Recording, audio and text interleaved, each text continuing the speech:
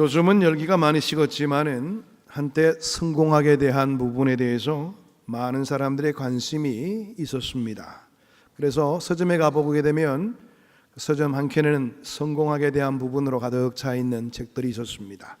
사실 지금도 개인적인 입장에서 묻게 되면 성공에 대한 관심은 여전히 많이 있습니다. 일반적으로 성공에 대한 이야기를 하게 될 때에 여러 사람들의 이야기가 다 다른 것 같은 느낌을 받게 되지만은 그러나 주제는 언제나 하나에 귀결되고 있습니다. 성공의 원동력이 무엇일까? 어떻게 해서 당신은 성공을 했습니까? 여기에 그 큰 중점이 있는 것을 보게 됩니다. 대체로 성공을 했다고 생각하는 그런 사람들에게는 몇 가지의 공통점이 있는 것을 보게 되는데요. 첫째는 성실하고 열심히 살아가는 모습을 보였다는 겁니다. 그들은 삶의 환경을 탓하지 않았습니다. 내가 처한 그 처지가 숙명적인 것이라 그렇게 여기지 않았습니다. 있는 처지에서 최선을 다해서 열심히 살아가는 그런 모습을 보였다는 것이 그들의 특징이었습니다. 두 번째는 자신의 재능을 살렸다는 점입니다. 희한한 어떤 능력을 또 다른 환경을 구하지 않았습니다. 자신에게 허락되어진 그 주어진 그대로, 다시 말해서 천재적인 능력이나 높은 기술적인 능력을 바라지 않았습니다. 다만 하나님께서 내게 주신 그런 재능이 크건 작건 간에 그것을 통해서 성실하게 살았다는 것이 그들의 공통적인 모습이었습니다. 그리고 하고 싶은 일을 즐겨했다는 점이 그들이 가지고 있었던 특별한 모습이었다는 것을 지적하고 있습니다. 세 번째는 성공자들은 어려운 환경을 딛고 일어서는 그런 모습을 보였다는 겁니다. 자신이 당한 어려운 환경은 오히려 기회로 삼는 그런 모습을 보였습니다. 기회가 따로 있는 것이 아니고요, 내가 처한 역경 그 자체가 바로 기회라. 대부분 다 보면 많은 일반적인 사람들은 위험을 기회라 보지 않고 오히려 자기의 성장을 막는 저해 요소라 이렇게 평가를 했는데, 성공적인 삶을 살아가는 사람들은 역경이 오히려 기회라 이런 생각을 가지고 오히려 위험한 상태 또 어려움이 있는 상태에 힘을 발휘하는 그런 모습을 보였다는 것입니다. 이런 내용들이 일반적인 사람과 다른 점으로 나타나고 있었던 겁니다. 성공에 대해서 말하기 전에 성공에 대한 개념을 먼저 정립하는 것이 필요하겠지요. 일반적으로 사람들은 성공에 대해서 이야기하게 될 때에 얼마나 많이 가졌는가, 부의 정도를 따져가면서 성공을 이야기하는 사람들이 있습니다. 아니면은 어떤 지위까지 올라가 봤는가, 높은 지위에 이르는가 그렇지 않은가에 대한 부분으로 평가하는 경우도 있습니다. 또 얼마나 많이 알고 있는가, 학문적인 위협을 어디까지 달성했는가, 그런 부분을 가지고 그 사람의 삶이 성공적이냐 그렇지 않느냐를 구별했습니다. 그러나 성경에서 말하고 있는 성공에 대한 개념은 다릅니다. 성경에서 말하고 있는 성공은 존재의 문제로 바라보고 있다는 점입니다. 하나님 앞에서 내가 어떤 존재로 바뀌어져 가고 있는가, 여기에 따라서 성공적인 사람인가 그렇지 않은 사람인가를 구분하고 있다는 점입니다. 다시 말해서 being, 존재라는 것에서 becoming, 되어가는 과정으로서 우리 인간의 모든 모습들을 아주 낱낱이 지적하고 그 삶을 이끄는 하나님의 귀한 손길을 우리가 살펴볼 수가 있게 되는 것이지요. 그래서 성공이란 되어져가는 과정일 뿐이지 어떤 상태에 도달하게 되는 것이 아니라는 겁니다. 어느 정도까지 오르게 되면 성공이다, 거기에 오르지 못하면 실패라, 이렇게 말하지 않는다는 겁니다. 과정이 어떤 과정으로 전개되고 있고 그 사람이 살아가는 과정을 통해서 그가 지향하고 있는 것이 무엇인가, 여기에 따라서 성공적인 삶인가 그렇지 않은가를 분별해 볼 수가 있다는 점입니다. 어떤 사람이 되느냐, 거기에 문제가 있다는 점입니다. 그리고 얼마나 스스로 그 일을 감당하면서 행복해 하느냐, 여기에 따라서 그 삶의 성공의 여부를 이야기해 볼 수가 있다는 겁니다. 남이 뭐라고 하는 게 중요치 않다는 것이지요. 스스로 행복할 수 있는 그 일을 통해서, 살아가는 모습을 통해서 행복해 여기는 그런 우리의 모습이 우선되어야 된다는 것을 이야기하고 있는 겁니다. 삶의 가치란 오히려 다른 사람을 통해서 얻어진다는 것을 여러분들 아십니까?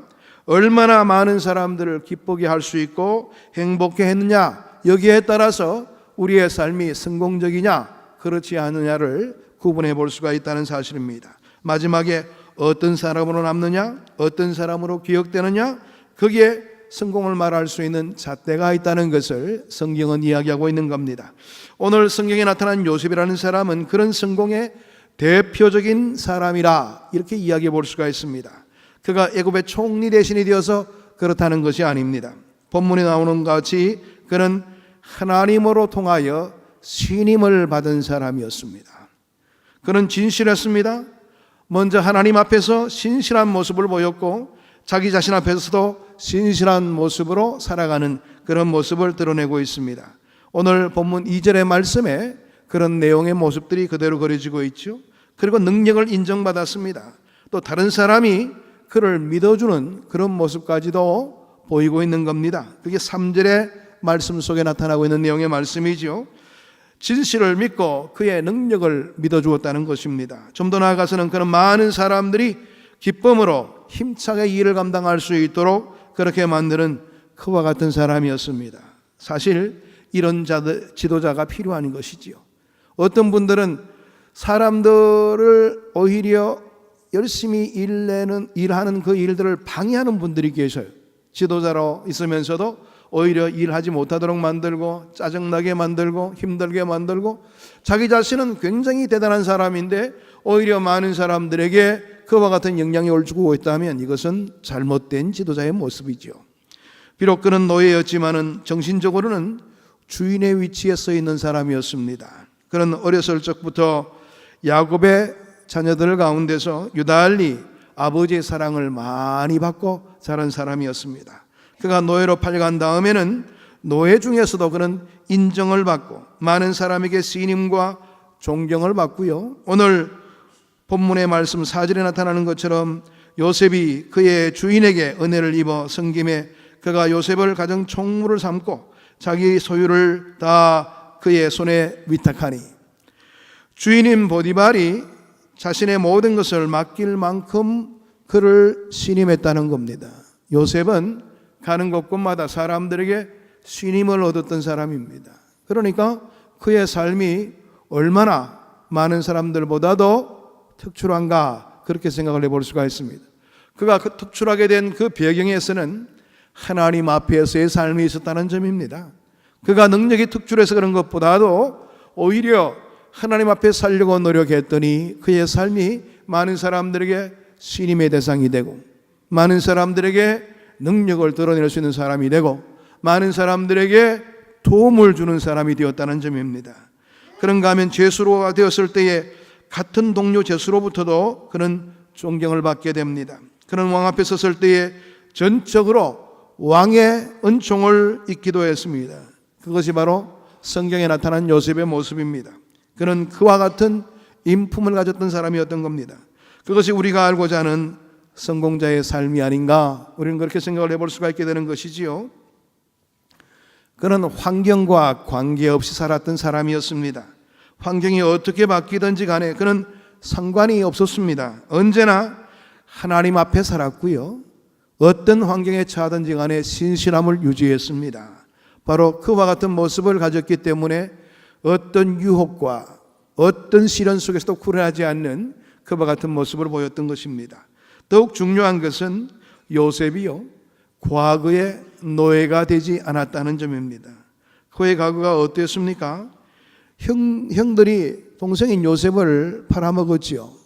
그러니까 팔린 요셉의 입장에서는 도저히 형을 수용할 수 없는 그런 아픔이 있는 사람이었습니다. 그렇지만은 여러분 요셉은 과거의 노예가 되질 않았어요. 일반적으로 이야기해본다면 노예로 한번 팔리게 되면 일평생 노예로서의 삶을 살아가야 됩니다. 그의 자손도 노예가 될 수밖에 없습니다. 억울하고 분하고 그 한을 생각한다면 도저히 감내할 수 없을 정도로 가슴이 터지는 그런 어려움들이 분명히 있을 것입니다. 그러나 그는 과거에 매이지 않았습니다. 한풀이의 노예가 되지 않았다는 점입니다.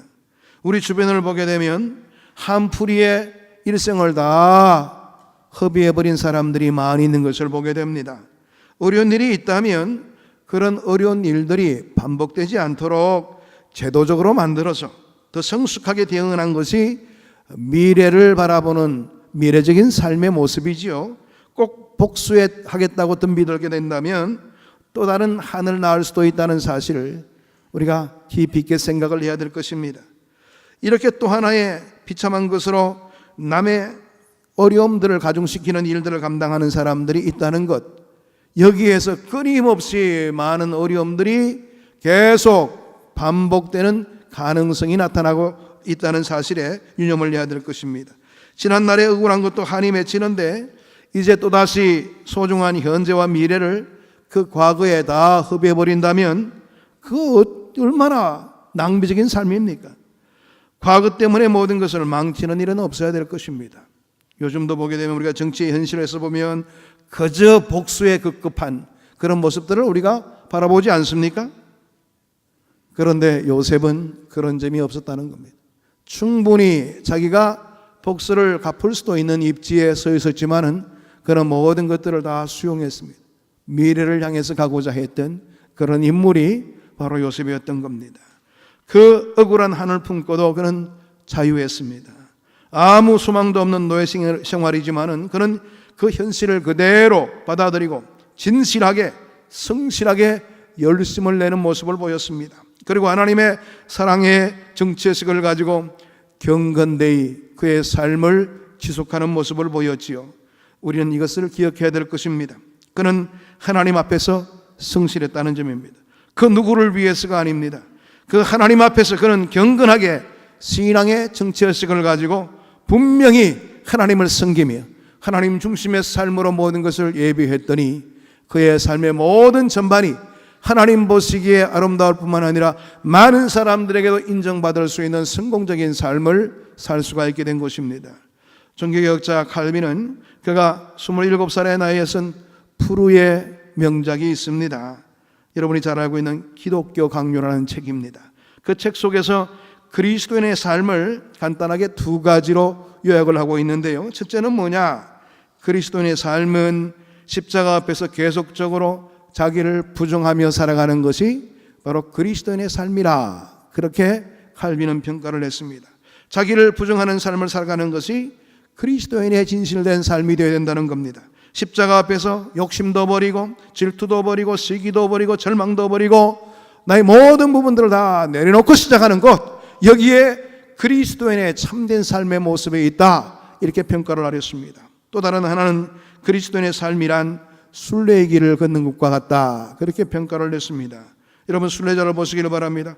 그들이 보는 이 세상은 궁극적인 종착지가 아니었지요. 지나가는 하나의 과정에 불과했던 것입니다.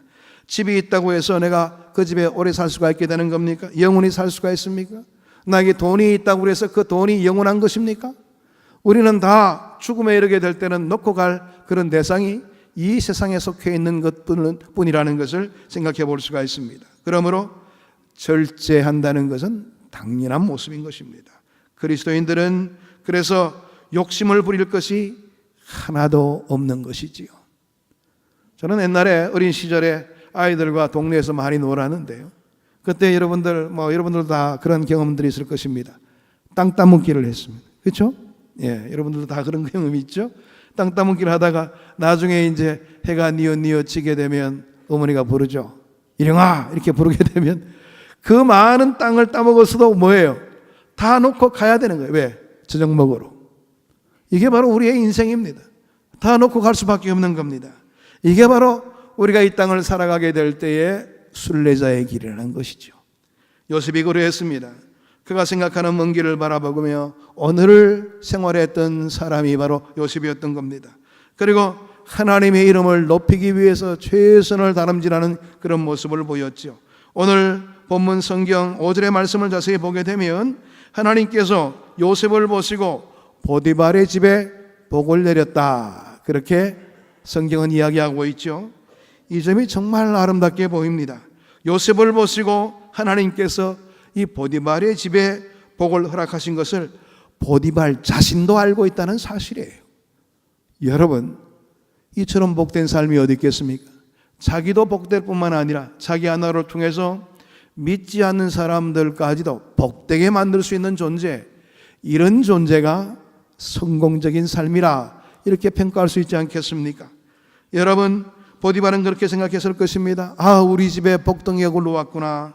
저 사람 때문에 우리 집에 복이 나타나고 있는 것이구나. 우리의 농사가 잘 되는 것도 저 양반 때문이구나. 내가 하는 일이 저 사람 때문에 참 잘 되고 있구나. 이렇게 여기게 된다면 이것처럼 귀한 삶이 어디 있겠습니까? 요셉은 보디발의 집에 복의 거론이 되는 그런 감동을 주는 삶의 모습을 보였습니다. 그런 확신을 주었다는 것입니다. 그래서 자연스럽게 하나님 앞에 영광을 돌리게 된 것입니다. 특별히 창세기 45장에 가서 요셉은 유명한 간증을 하게 되지요. 그때는 요셉이 기근을 해결하기 위해서 다시 애굽 땅을 찾은 형님들을 만났을 때였습니다. 그때까지 그는 자신의 신분을 숨겨왔습니다. 그리고 언잔을 도둑질했다는 그런 비밀을 대면서 막내인 베냐민을 인질로 잡아두기를 원했죠. 그의 실제적인 동생이었습니다. 그때 유다가 자신의 잘못을 고하며 자기가 베냐민 대신에 인질로 잡혔겠노라고 울면서 말하게 되죠. 바로 요셉을 팔았던 유다였습니다. 그런 모습에 감동한 요셉은 비로소 자신의 신분을 드러내게 되는 것이죠. 형님, 제가 당신들이 팔았던 요셉입니다. 너희로 팔아버렸던 요셉입니다. 그러자 형님들이 얼마나 무서워서 놀랐겠어요. 벌벌 떨면서 두려워했습니다. 그때 요셉은 말합니다. 창세기 45장 5절의 말씀 보게 되면 당신들이 나를 이곳에 팔았다고 해서 근심하지 마소서, 한탄하지 마소서. 하나님이 생명을 구원하시려고 나를 당신들보다 먼저 보내셨나이다. 다른 사람들 같으면 어떻게 이야기했을까요? 그래요, 내가 바로 당신들이 노예로 팔아버린 요셉이요. 이제 당신들도 한번 노예로 한번 이렇게 팔림을 당해봐야지 내 아픔을 아시겠지요? 다 불러오라 그래가지고 아마 다른 나라에 팔 수도 있을 거예요. 그러나 요셉은 그렇게 하지 않았습니다. 나는 팔린 것이 아닙니다. 하나님의 사명을 가지고 보냄을 받은 것입니다. 우리 온 식구를 구원하기 위하여, 하나님의 큰 계획을 이루기 위해서 내가 먼저 보냄을 받았을 뿐입니다. 요셉은 하나님 앞에서 사명자의 의식을 가지고 있었던 겁니다. 자신이 노예 생활했다는 그 자체를 치욕적인 그런 모습으로 평가하지 않았습니다. 오히려 하나님이 나를 통해서 내 가족들을 구원하기 위한 큰 계획 속에 나를 이곳에 보내셨습니다. 그러니까 절대로 두려워할 필요도 없고 부담 가질 필요도 없습니다. 요셉은 시작도 좋았고 과정도 좋았지만 마지막이 더욱더 좋은 모습을 보였습니다. 여러분, 그가 선택한 성공은 하나님의 사람으로서의 바른 길이었습니다. 세상적인 성공을 선택한 것이 아니라 하나님의 사람으로서 바른 길을 선택했다는 점이 그의 성공적인 삶의 모습이었습니다. 그의 성공의 길은 오직 하나님 앞에서의 성실함에 있었습니다. 신임받는 인격이요, 주도적인 인격이요, 결국 그리고 그의 모든 삶은 복의 근원이 되는, 많은 사람들에게 혜택을 주게 되고 많은 사람들에게 복을 제시해 주는 그런 인물로 생활할 수가 있게 된 것입니다. 1990년에 노벨 평화상 후보에 올랐던 엘리나라고 하는 사람이 있습니다. 이분은 별명이 있는데요, 노인의 어머니라는 별명이 있습니다. 왜냐하면 이태리의 작은 마을에 세계적으로 가장 크고 훌륭한 양론을 만들었어요. 많은 사람들에게 깊은 감명을 준 사람이었기 때문에 그랬습니다. 그녀가 지닌 최고의 덕목은 겸손한 기도였습니다. 언제나 자신의 상황에 대해서 왜라고 묻지를 않았습니다. 왜 이렇게 내게 어려움이 주어집니까? 이런 불평하지 않았습니다. 항상 하나님 앞에서 겸손함을 유지하며 기도했던 사람이었습니다. 이분은 본래 하나님께 헌신하고 중국으로 가서 중국 선교사로서 사명을 감당하려고 했습니다. 그런데 힘써서 중국 선교사로 일을 하기 위해서 노력해 왔는데요, 갑자기 폐결핵에 걸리게 되었습니다. 그 당시만 하더라도 폐길에 끌리면요 가능성이 없는 사람으로 평가를 받았죠. 불균한 환경 속에서 폐결에 걸려가지고 각혈까지 하게 되는 그런 모습을 보이게 됩니다. 그러나 그는 하나님이여 왜 내게 이런 병을 주십니까? 내가 선교사로서 많은 사람들에게 복음을 증거하기 위해서 이곳 중국까지 오게 되었는데 왜 내게 이런 시련과 어려움을 주십니까? 이렇게 불평하지 않았습니다.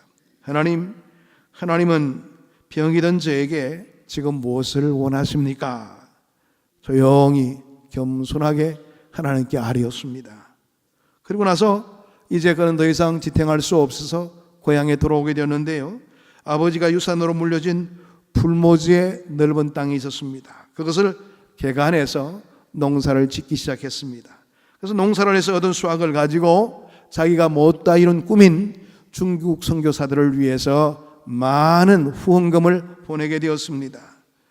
여러분, 그런데 농사를 하다가요 탈곡 중에 탈곡기에 손이 끼어들어 가지고요 오른손을 자르게 되었어요. 여러분 생각해 보세요.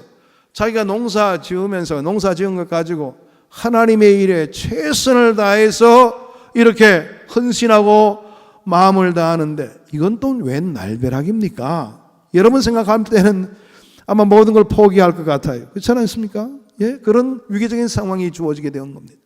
오른손을 자르게 되었어요. 왼손이라면 좀 덜한데 여자의 입장에서 오른손을 자르게 되었다는 거 생각해 보세요. 얼마나 고통스러운 현실입니까? 그러나 그는 하나님을 원망하지 않았습니다. 하나님이 왜 나에게 이런 시련을 주십니까? 이렇게 원망하지 않았다는 겁니다. 하나님은 지금 내게 무엇을 원하십니까? 겸손하게 하나님의 뜻을 간구하며 자신의 위치를 돌아보게 됩니다.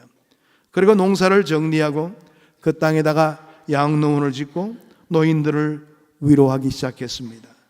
이것이 성공적으로 확장되어서 세계적으로 유명한 양로원으로 그렇게 성장하게 되었고요, 그는 노인의 어머니라 이런 사랑스러운 칭호를 받게 되었습니다.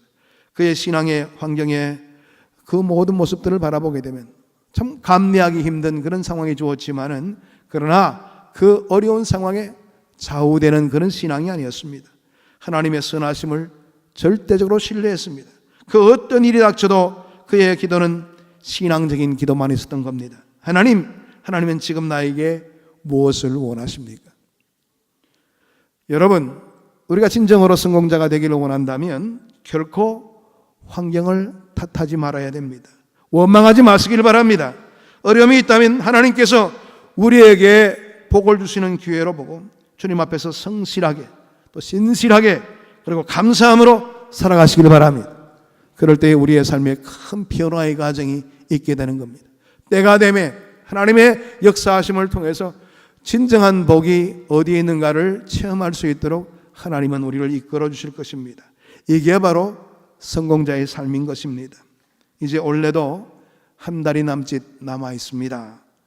여러분, 지내왔던 삶을 점검해 보면 후회와 원망만 있습니까?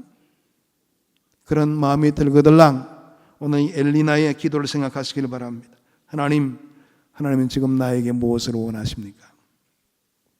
엘리나의 겸손한 기도가 우리의 기도로 바뀌어지게 될 때에 우리의 삶의 자리에서 놀랍도록 역사하시는 하나님의 은혜와 축복을 체험할 수가 있게 될 것입니다.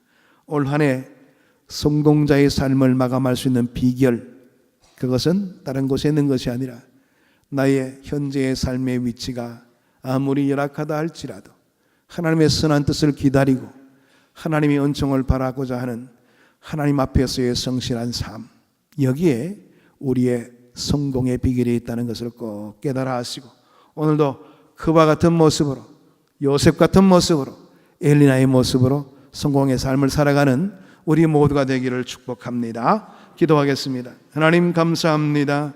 오늘도 주의 귀한 말씀으로 우리를 권고해 주시고 하나님의 은혜의 뜻 가운데 거하게 하시니 감사함을 드립니다. 우리가 한 해를 생활하면서 우리의 삶의 흔적들을 점검해 보면 모든 것 원망과 또 불평밖에 없는 그런 삶이 있었다면 이제부터 우리의 삶을 온전히 바뀌게 되기를 원합니다. 하나님 중심의 삶으로 성실함을 유지하게 하시고 하나님의 선한 뜻 가운데 항상 도전을 받으며 나 혼자의 삶이 아니라 주의 많은 사람들에게 복의 은혜를 끼칠 수 있는 그와 같은 하나님의 영광을 드러내는 복된 삶의 길에 설 수 있도록 우리의 삶을 지켜주시고 인도해 주옵소서. 예수 그리스도의 이름으로 기도하옵나이다. 아멘.